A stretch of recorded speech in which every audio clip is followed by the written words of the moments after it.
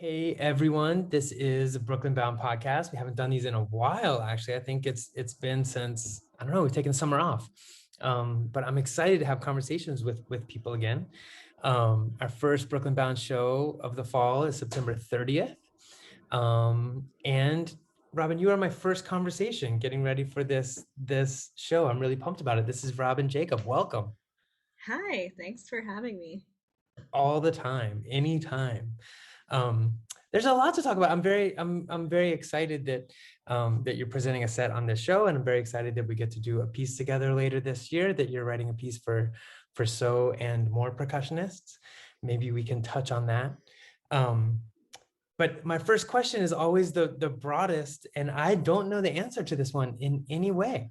How did you discover music? What's your path been? From little Oh, Robyn to now Robyn in terms of music. there's been so many different parts of it, I guess. Like, I studied music as a kid. I studied piano, and throughout high school, I played in kind of like rock bands, I guess. Like, I played bass. Awesome. And yeah, sort of was really in like passionate about music and like just played around. Didn't really know where I was gonna go with it ever until um probably after university, I have to say. Like even in the beginning of school, because I went straight to music school from high school, I had no idea what was going on. Like I really had no idea. It's just like some stuff I liked, some stuff I didn't know about, some stuff I really didn't care about, and then um, the conservatory sort of school setting was a bit like soul crushing. Although I have to say I did learn a lot. Um, but So what where really is conservatory? Where is I studied at UBC here in Vancouver. Um, it's a really good school, but I don't think the style is really suited for what I needed at the time. Now I have a lot of appreciation for everything I've learned, um, and the people that I met and the teachers that I studied with. But I think like the general setting was maybe not super conducive to what I needed at the time. like meaning? So is that But like conservatory? I went to conservatory too. Like just the focus of it or the I think it was sort history of the or narrow focus of it. yeah. Yeah, I think like for example, and this kind of illustrates how I had no idea about kind of any of the lines between. Like at the time my first piano lesson, uh I was like asked, what do I want to play this term, or what do I want to work on? And it was like first piano lesson of my university career. Hmm. And I was like, I'm kind of interested in some jazz stuff. And I was just like told, like, honey, this is not a jazz school. You're in the wrong And place. I was like, okay. Oh, cool. Yeah, sure. Uh, Whatever. yeah. Wait, but so So going back, so like pre all of this, when you first started studying piano, what was that like? Was it like you were studying classical music because that's what a pianist does, or you were first into jazz yeah. and pop stuff, or I actually I had no jazz training. And so I was really just doing a classical stream. Um, and I had a really fantastic teacher named Monica Tam who really just like worked with me through, like, I don't know. I think I excelled with her a lot. And so like I could do a lot of stuff, but I hadn't really developed at that point like a really critical look into music. Like I was doing stuff, I liked certain things, I didn't like certain things, but I didn't know what I liked. And it wasn't until like in the middle of university when I went to go see a Vancouver New Music concert, and I can't remember this performer's name, but there was a pianist who I think is from Victoria who played Musica Ricercata by Ligeti. And I was just like, oh, um, hi. I what hear is it. this? It was like the first time I really heard um, stuff in the art music tradition and really, really, really heard it. Yeah. Um, and so while I was in school, I also got involved with the radio station and had a little show that was like every Monday. that was all experimental music, or what I thought was experimental music. Yeah.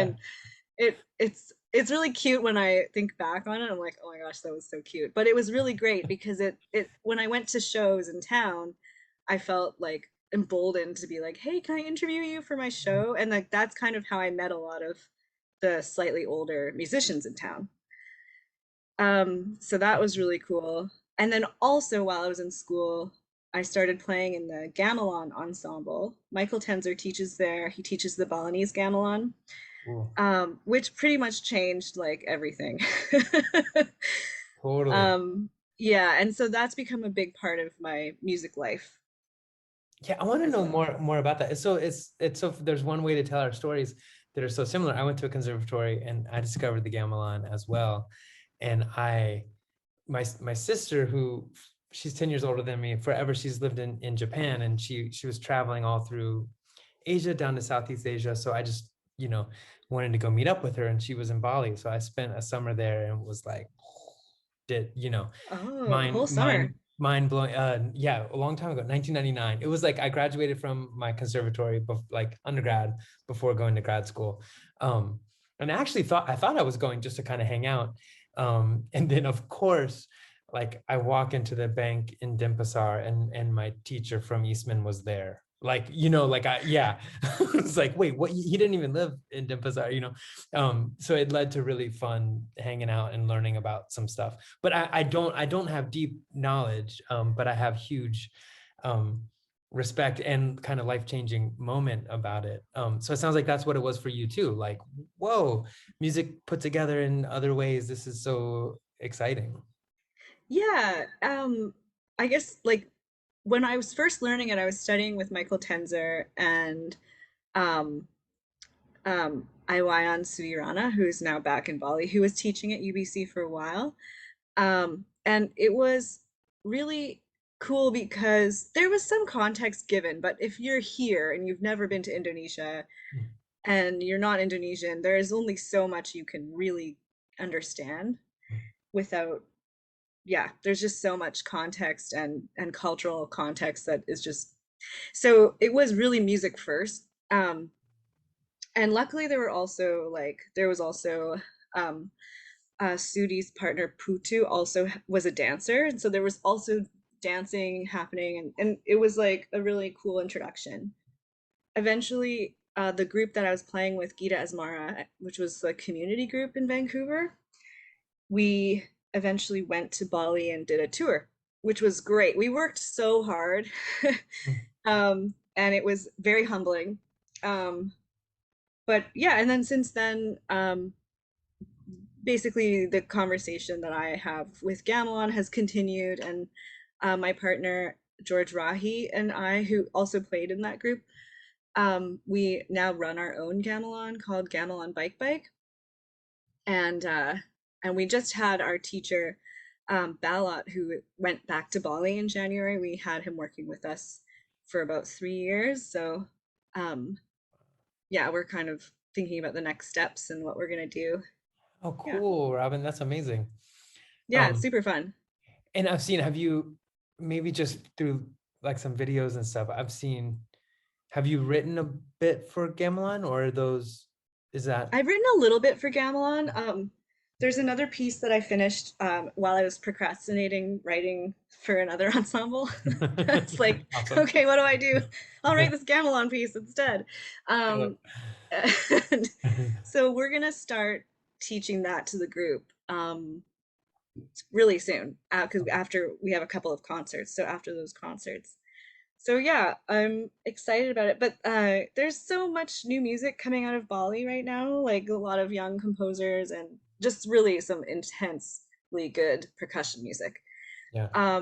So there's so much to get inspired by, and I think that's like, yeah, I go there a Yeah. lot when I'm like, I need something cool to Yeah, like, that was really, yeah, it was very interesting to be there, and to see how the tradition was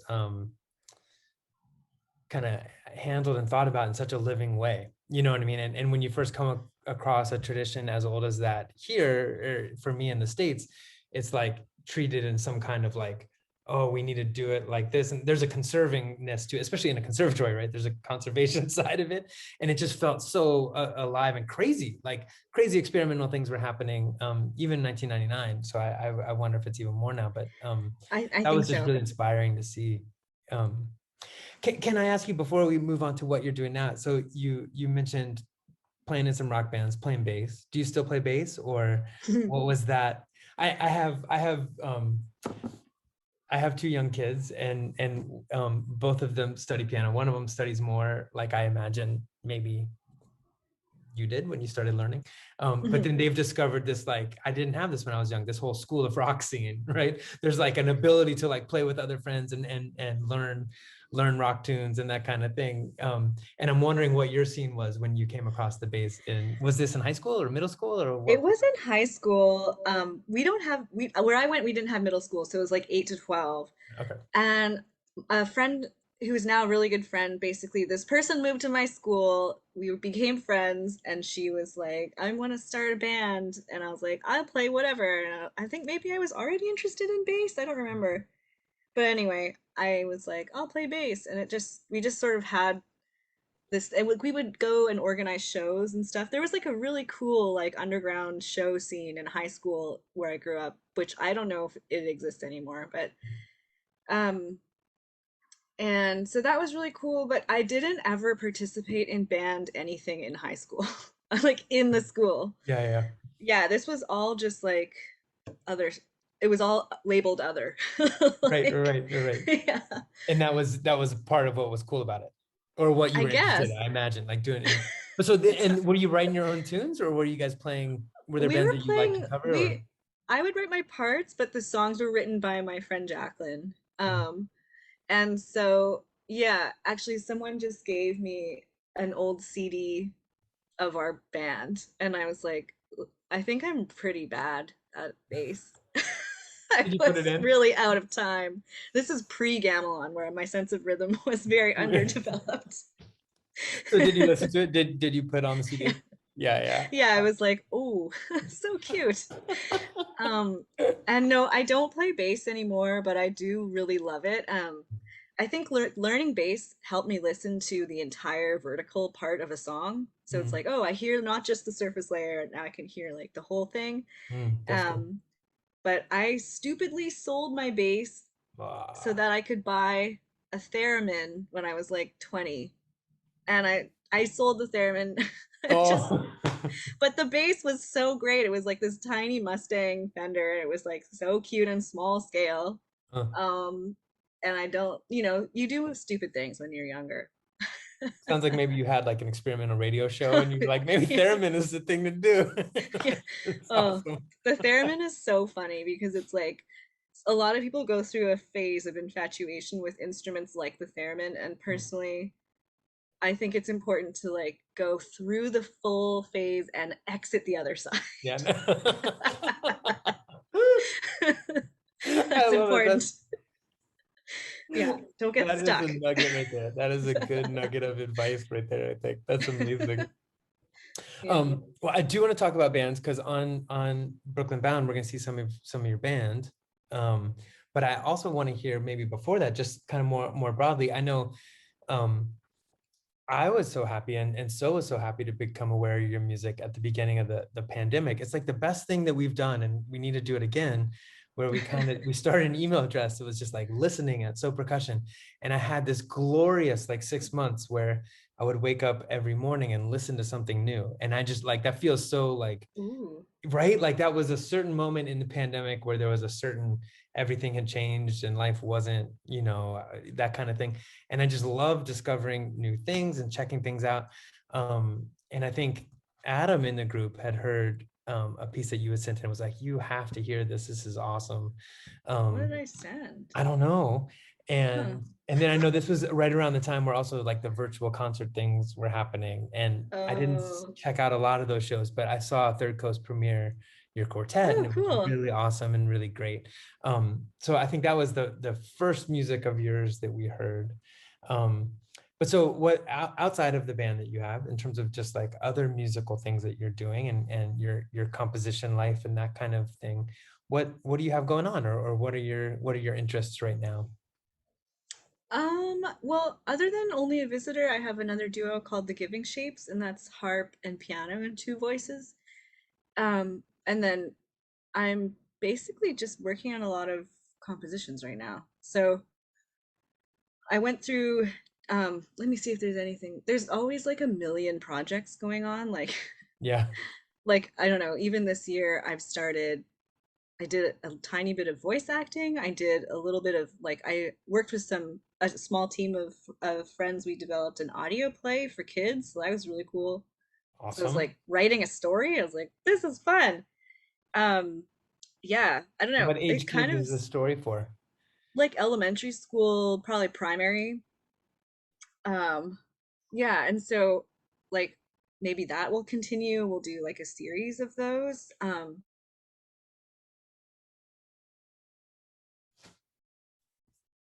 Oh, you froze, or I froze.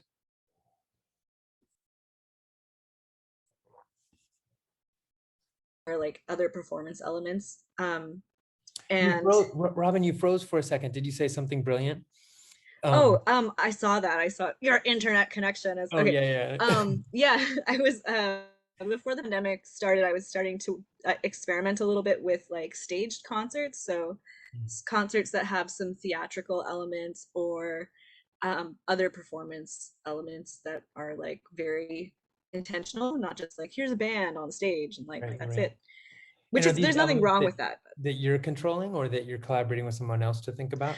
The biggest collaboration was with Nancy Tam, who's also a composer here, who I work with in a lot of, like, I also worked with her on the audio play. Mhm. So we have a project that takes some material from Only a Visitor and develops it into a show called Double Happiness.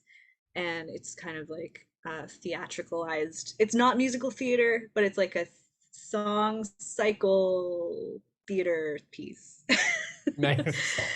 Yeah, I Is don't it know. not musical theater because of the connotations of musical theater? Is it kind of like it shares some of the same ideas, but without that Yeah, it's stylistic reference? a little bit of both. Oh, And maybe it also doesn't really have as much of a like narrative like a in that plot. Yeah, way. yeah, yeah, yeah. Yeah, but in some ways you could draw one out. But Mm. yeah, so other than that, um, I don't know. What else? Mushroom picking. It's mushroom hunting season. Amazing. I know very little about mushroom hunting.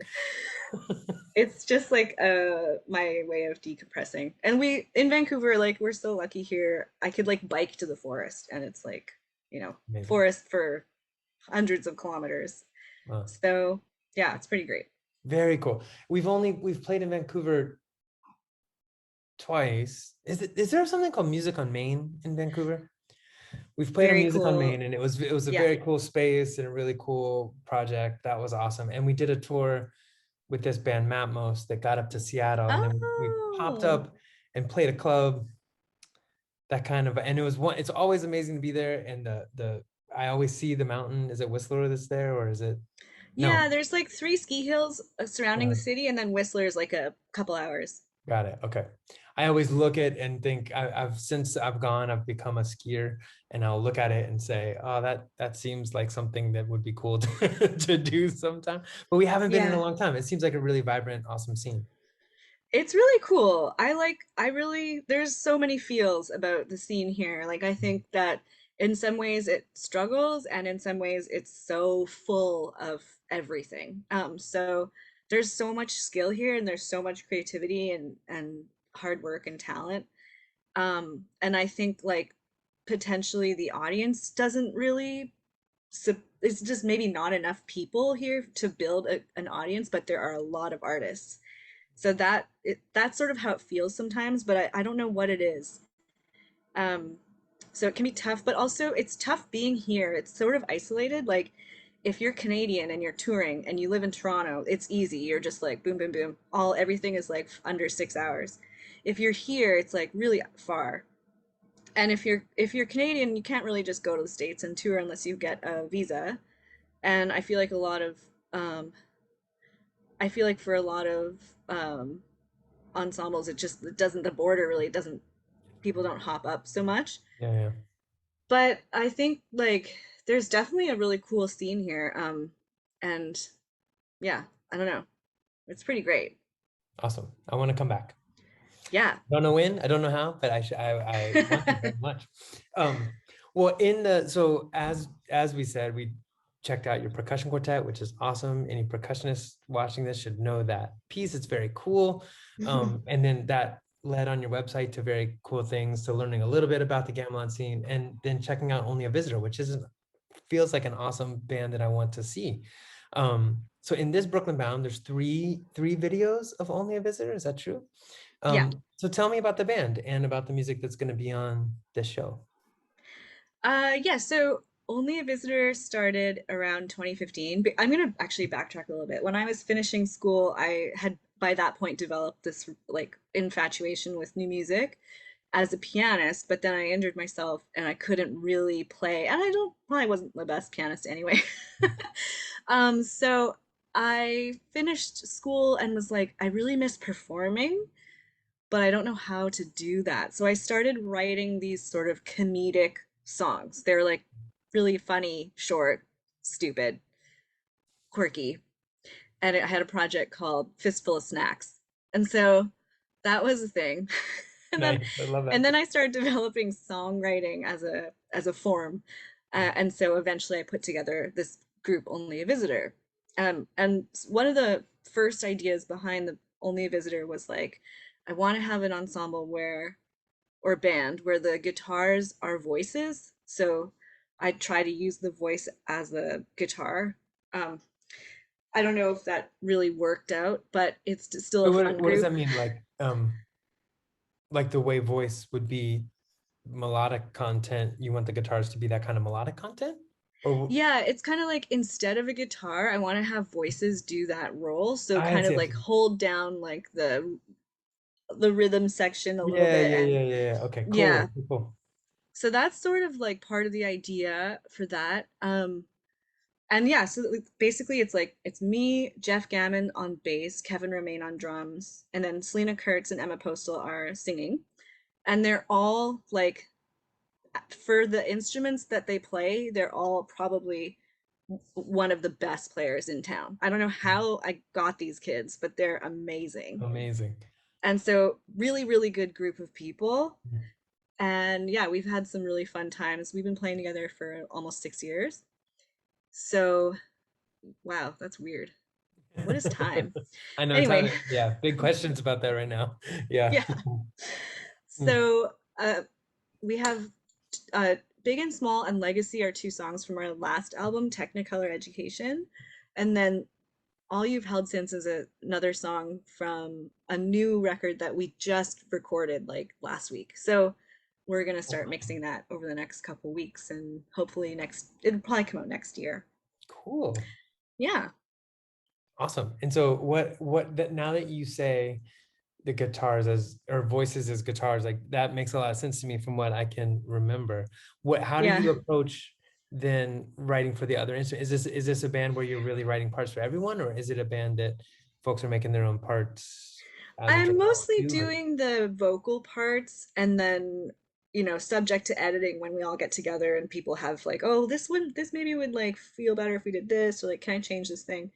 And then for bass and drums, I almost never write any drum parts. And then the bass player, sometimes I'll have an idea, but usually we develop it together.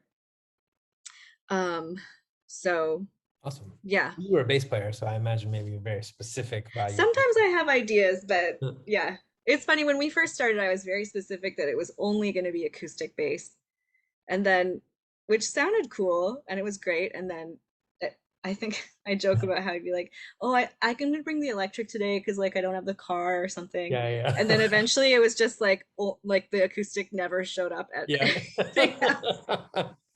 Practicality, that sucks. Yeah, totally. No, That but makes much sense. it I'm super excited about the new tune. So it's such a fun project. And so if somebody asked me this question, I would dislike them. Like I hate answering this question, but like if you had to describe the band's sound, like how would you would you describe it based on influences? Would that make sense at all? Or would it be Sometimes, but I don't even know if that really translates anymore. I went through a obsession with like the dirty projectors, and I was like, okay, well, that's kind of like the most similar thing I could think of. the multiple voices? That makes, I understand that reference. That makes sense. Yeah. I That's like to true. think of it as like it's very lyric forward, so there's a lot of words. Um, and I just call them like weird songs. Awesome. That's a Yeah. totally fine answer. I would absolutely hate that question. Like trying to come up with what something sounds like. No, but It's it's like, you important know, because you could be talking about anything, right? It's just like, yeah, yeah. I mean, we've played like, I don't say we play jazz because we don't, yeah, but we've played mostly jazz festivals if we right. hit festivals. So it's funny because it's like the music nerds love the sound, and like the 60 plus ladies love the sound. So Interesting. it's like a really hilarious mix of people that like like what we're doing, I guess. I don't know. That's amazing. Well, congratulations on hitting the jazz scene, sir. I when So first started off, I remember um either talking to Kronos Quartet or also just hearing about the way they started and hearing that they played jazz festivals a lot. And we just had no luck breaking into that scene at all. There's no, I don't, there's no reasoning. I don't get it. But basically I was I had a friend who worked at the Vancouver Jazz Festival, who I had just sat down with him and was like, "Hey, you're a musician, I'm a musician. Can you help me figure out like what do I do Hmm. now? How do Yeah. I do stuff?" And and then um his boss was like having a meeting with all the jazz festivals to like talk about touring bands, because they kind of share the touring bands. Yeah, yeah, yeah. And then they were having some tech issues, and my friend had just told her like that morning that we had met up to chat, and she was like, okay, well, while I figure out the tech issues, why don't I just throw one of their videos up, what everybody watch this music video, blah blah blah. And then we got a whole bunch of gigs, and that was our first, That's like, amazing. yeah, it was so random. Yeah. That does feel like that's always the story on some level, right? The first thing. And I'm sure then you killed that festival, and then I'm sure other people saw that, and I'm sure, Well, it was so fun. yeah. Yeah, and it kind of like is Rainbow Roberts, who runs the jazz festival in Vancouver. She's like the best person. So encouraging. I don't Mm. know. Yeah, That's very it's cool. weird. No, it's great. It's great. Well, I have two more questions for you that I always ask as well. And I haven't asked this one in a long time, because like I said at the beginning, we haven't been having these conversations, but I think these both still apply for sure. I mean, usually I was having these conversations, and Brooklyn Bound's been virtual for a while. We're gonna have our first in person for a couple people in October. That's gonna be a thing. You know, we've just been in this virtual space for a long time. Um, and I'm trying to like remember back to, for us in the States, I don't know if it was the same for, March thing, everything just like stopped, for a second. And um that led to like some reevaluating for me, at least for myself as an artist, like what does it mean to be an artist right now? How am I working? What am I doing? Why am I doing it? All those things, and um then in the States, that was followed by George Floyd's murder and big conversations about equity in our field, and how me and my group intersects and thinks about anti-racism in our field. So just like lots of time of not playing shows and thinking about kind of like what it means to be an artist, and what our role is. And I imagine from like almost 2 years ago or a year and a half ago, that's changed a lot of times for me. But like, have you gone, like, what's your year and a half been like in terms of just like self-reflection and what you were doing in February, all of a sudden not doing that anymore? And has that changed your practice, or has it amplified your practice, or what's that been like for you? Actually, I was just walking back from the grocery store this morning, and I was like, oh yeah, like the first step is to care. Like, I don't know what I was thinking about. I think I was thinking about like doing research for a piece for Architect Percussion, who I'm also working with right now. And I did a whole bunch of research about like perpetual care, which is sort of this idea of like if you have like a toxic waste site and you need to look after it so it doesn't poison everyone. You need to look after it like kind of forever. Yeah. And what does that mean? But then I was just thinking about like how, I love delving into this kind of research to do a piece, but like, does that material really surface in the work? Like, does the research really actually embody it? It is embodied in the work. And what if not? And is like, well, is the point maybe just to learn a thing? Like, and so is the point really just to care about something and then look into it? And I don't know. So yeah, there's been a lot of thinking about stuff like that, and I think definitely over the past like few years, especially in the past year and a half, it's been basically everything I make has to serve. It has to be, whether through research, through the in any way, like the audience, whatever, hopefully in multiple ways, but it has to give back and has to be like super generous. And I think that's sort of the North Star.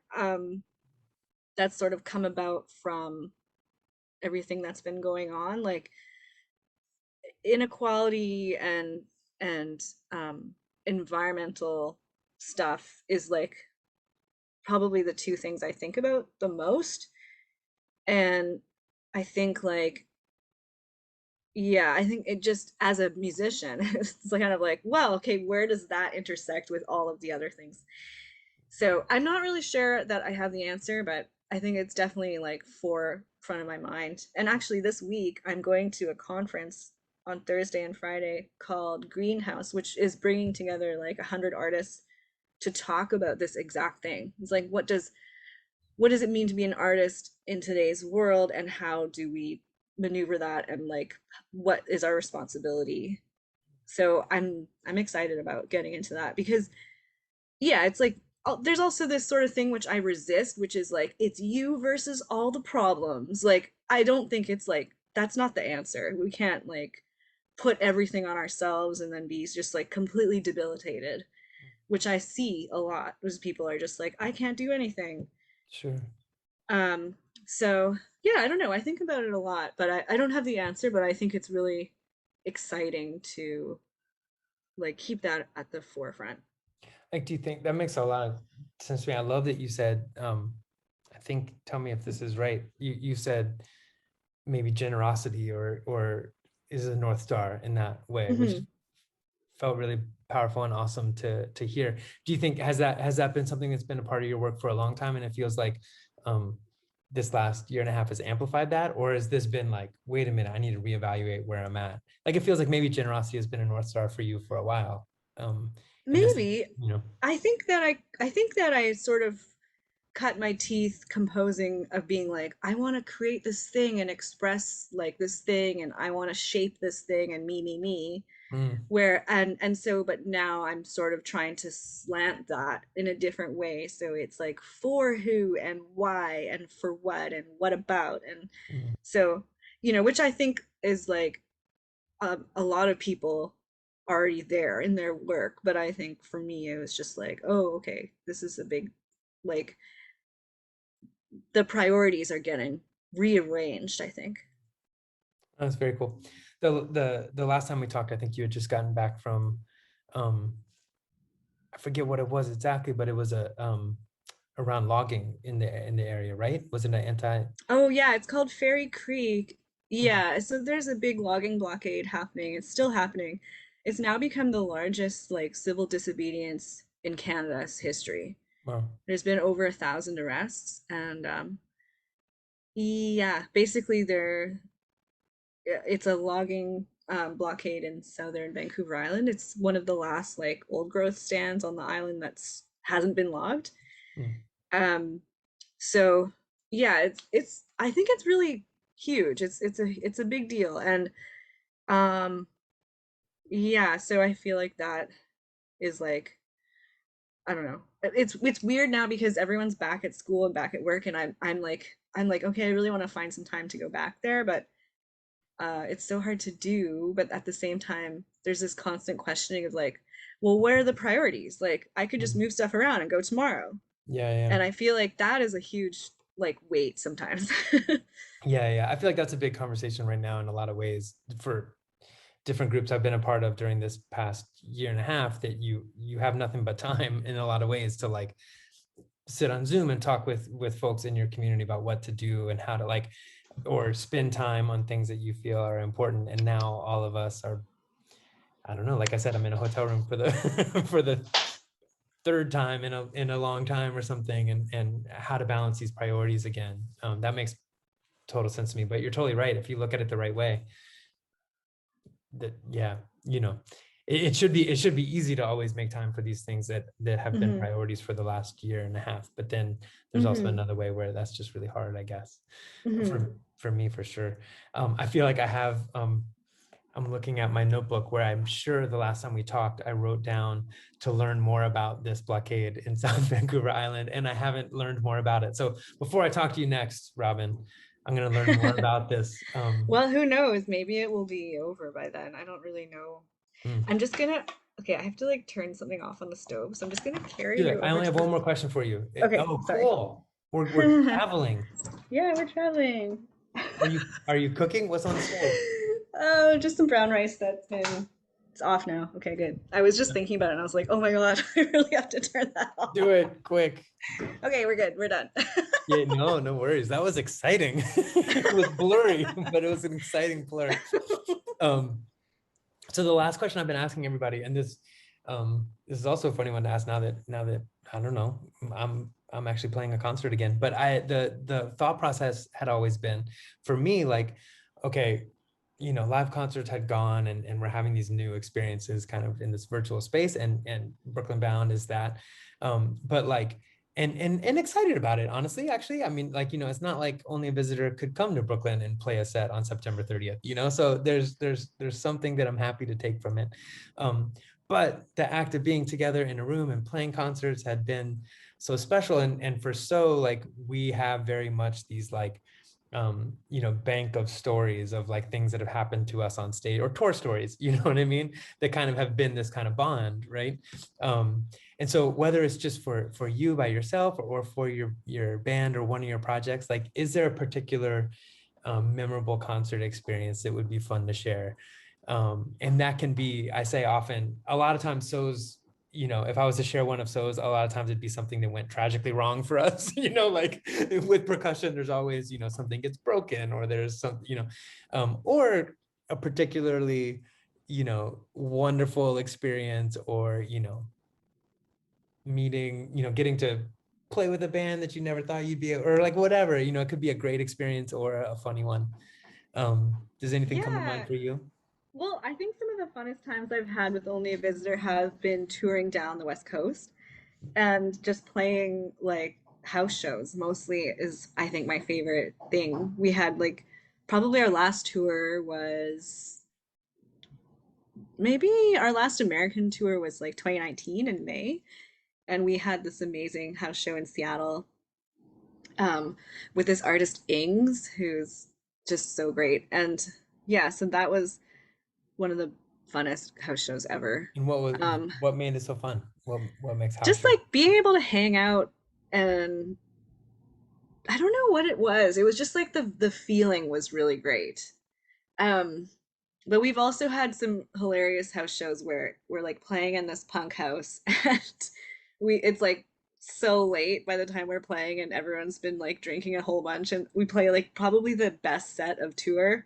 But then like I was joking with a friend, it's like super fun, felt so great, but like probably just shouldn't listen to it. Like I'm glad no one recorded it because it was one of those things where, and this is the thing with like streaming.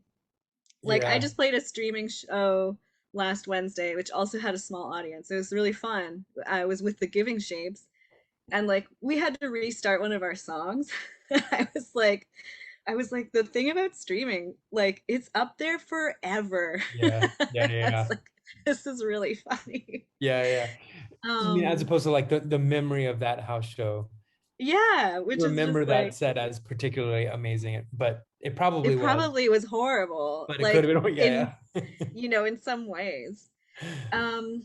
Yeah, I don't know. I It's hard to remember like we've had I think our shows on tour have been the most fun because it was for a lot of us like the first time we'd been touring in that area. And so it was like, you know, we're like traveling too. So we're all like, oh, this Yeah, is yeah. so fun. And Just down the West Coast, like Seattle, Portland, yeah, like down California, to, like I all think those we things. played San Diego the last Yeah, time. nice. And then we did one, our first tour was out east. It was like Toronto to Halifax, kind of that zone. Um, and like just fun little things. Like I remember when we were in New Brunswick, we were like in Sackville and we're like, oh, we're in Sackville. Maybe we'll see Julie Duran. And then she just like ran by, like she was going for a run. And we were like, Canada, it's like so Actually, wow, small. So, you that's know, it's, awesome. and like building connections with other musicians like across the country, I think is just, those are the best things. Yeah, Yeah. absolutely. Yeah. It wasn't, I feel bad like it was a test question. You passed. That was a wonderful.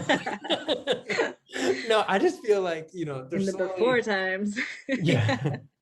Yeah, I feel like since May we've slowly started to play shows. And over the summer we did kind of one a month outdoors and that felt nice. But just yeah, that feeling of sharing music with other people and also with your bandmates, I'm happy Hmm. that that will hopefully slowly be coming back. But it's fun to remember to remember the Yeah. before times in that way a bit. Hmm. Well, we are very pumped for your set. Only a Visitor, you're playing three tunes. Is this right? Two are from an old record and one is from a new record? Yeah. TBA Yeah. release, 2022 release. Probably. Well, amazing. Well, it's nice to chat with you, Robyn. Yeah, you too, Jason. Thank Thanks for you. making time for this. Absolutely. I'll see you soon. Hmm. Hopefully, we do the thing where we gather in the chat on YouTube and Yeah, a so bunch what of people. time will that be I think it's a on the seven 30th?